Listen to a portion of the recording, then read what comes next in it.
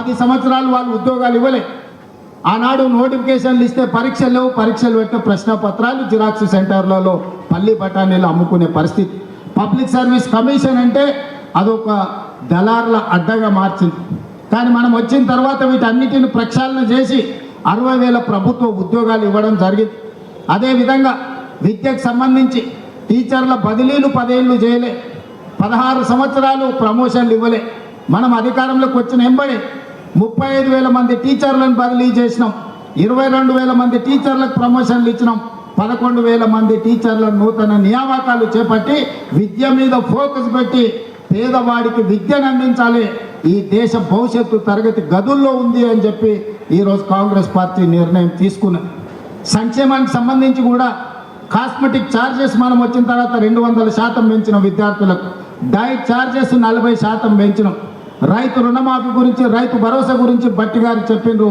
ఒక్క మాటలో చెప్పాలంటే 18 నెలల్లో రైతులకు 1,04,000 కోట్ల రూపాయలు ఖర్చు పెట్టిన ప్రభుత్వం దేశంలోనే కాంగ్రెస్ పార్టీ, తెలంగాణ ప్రభుత్వం.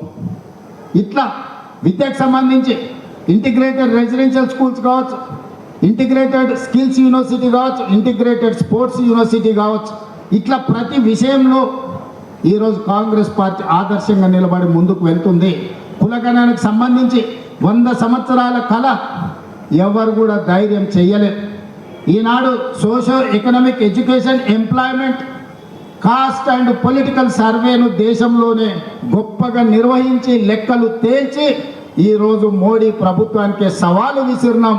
ఇవాళ రాహుల్ గాంధీ గారు పార్లమెంట్లో తెలంగాణ మోడల్లో కులగణన చెయ్యాలని పోరాటం మొదలుపెట్టి మనం జంతర్ మంతర్లో ధర్నా చేస్తే కేంద్ర ప్రభుత్వం మెడలు వంచి ఈరోజు కేంద్ర ప్రభుత్వం ఇవాళ జనగణనలో కులగణన చేస్తామని చెప్పి కేంద్ర ప్రభుత్వం ముందుకు రావాల్సిన పరిస్థితి ఈరోజు మనం కల్పించినాం. అదేవిధంగా మాదిగ ఉపకులాల వర్గీకరణ మీకు తెలుసు.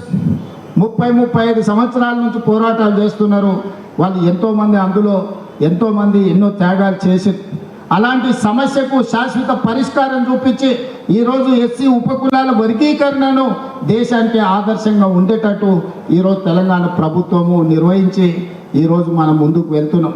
అందుకే మిత్రులారా, విద్యార్థులు కావచ్చు, నిరుద్యోగ యువకులు కావచ్చు, రైతులు కావచ్చు, అదేవిధంగా మహిళలు కావచ్చు, ఈరోజు రాష్ట్రంలో పెట్టుబడులు కావచ్చు, రాష్ట్రాన్ని అభివృద్ధి పదం వైపు నడిపించే తెలంగాణ రైజింగ్ 2047 విజన్ డాక్యుమెంట్ కావచ్చు, ఈరోజు దేశానికే తెలంగాణ రాష్ట్రాన్ని ఆదర్శంగా నిలబెట్టాలని అహర్నిశలు మేము ప్రయత్నం చేస్తున్నాం.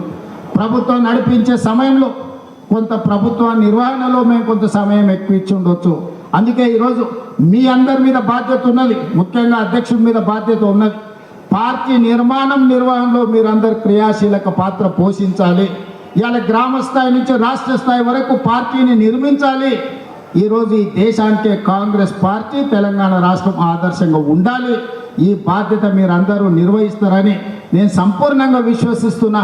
ఇక్కడ ఉన్న వాళ్ళందరికీ నా సూచన ఒక్కటే, ఇవాళ చాలామంది జిల్లా పార్టీ ప్రెసిడెంట్లు, రాష్ట్ర స్థాయిలో బాధ్యత వహించిన వాళ్ళు ఎమ్మెల్యేలు, ఎమ్మెల్సీలు, మంత్రులు, ఎంపీలు అయిన రేపు భవిష్యత్తులో కూడా పార్టీ పదవే కదా అని చిన్న చూపు చూడకండి. ఈ పార్టీ పదవే మిమ్మల్ని పెద్ద నాయకులుగా తీర్చిదిద్దుతుంది, గొప్ప అవకాశాలను అందిస్తుంది.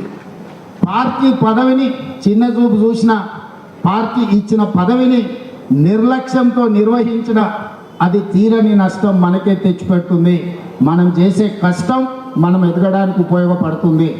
మనం చేసే పని 10 మందికి ప్రయోజనం చేకూరుతుంది.